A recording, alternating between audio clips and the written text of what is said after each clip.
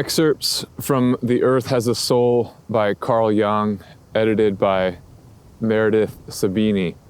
It's one of my most influential books from my earlier years. We'll start off by reading excerpts from Meredith's intro to this book, where she describes Jung's perspective on the world through her interpretations, through her research.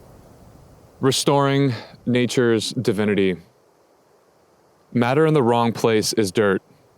People got dirty through too much civilization. Whenever we touch nature, we get clean.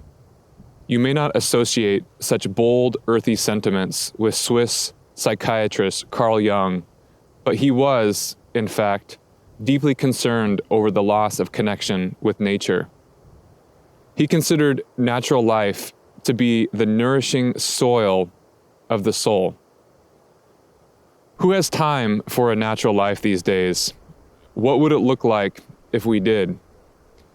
Those of us destined to live through this turbulent period of history, the declining phase of Western civilization, could perhaps use a wise elder who stands slightly outside the modern world, yet knows it well enough to offer guidance. There is a down-to-earth side of Jung that has not been fully recognized. This book compiles his views on nature, technology, and modern life, gleaned from speeches, letters, seminars, and published writings, letting Jung speak for himself.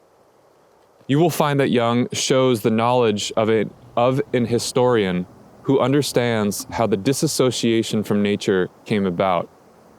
He reaches out with empathy of a healer who shares our plight, and he advises with the common sense of a country doctor how to live in modest harmony with nature. Jung addresses not only the individual, but also our culture as a whole. As an entity that itself is suffering and in need of help, the book's title is taken from a 1958 letter in which Jung refers to the old idea that every country or people has its own angel, just as the earth has a soul. You will find that Jung uses the words soul, psyche, and spirit somewhat interchangeably. Psyche is Greek for soul, life, and breath. So psyche is nature itself. In the visions seminars he gave in the early 1930s, Jung remarked that the earth has a spirit of her own, a beauty of her own. Spirit is the inside of things, and matter is their visible outer aspect. Jung's main contribution is restoring to nature its original wholeness by reminding us that nature is not matter only, she is also spirit. A brief anecdote illustrates Jung's apperception of the living spirit within nature. I once experienced a violent earthquake, he writes, and my first immediate feeling was that I no longer stood on solid familiar earth, but on the skin of a gigantic animal that was heaving under my feet. It was this image that impressed itself on me, not the physical fact. Historical eras oscillate between an orientation towards matter or spirit. We are living in a period when the material aspect of nature is emphasized. It is often said that we are materialistic, but this is not quite the case, since matter actually receives very little respect due to its having been robbed, as Jung notes, of its spirit. The word matter remains a dry, inhuman, and purely intellectual concept.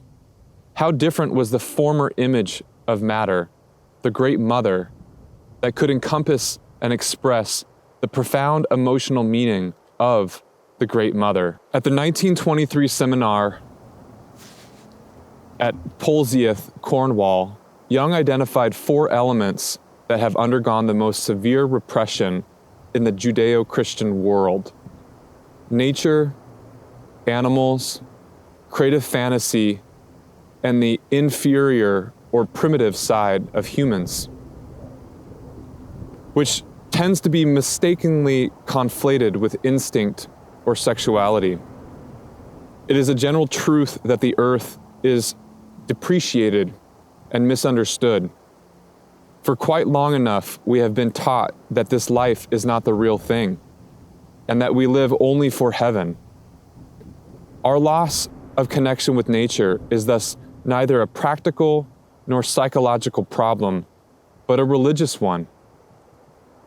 As this statement by Joseph Henderson emphasizes, nature has lost her divinity, yet the spirit is unsure and unsatisfied.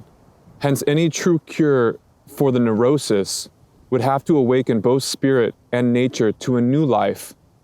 The relevance of this theme for us today may be that it is a problem we are still trying to solve on too personal, psychological a level, or on a purely cultural level without fully realizing it is at bottom a religious problem and not psychological or social at all.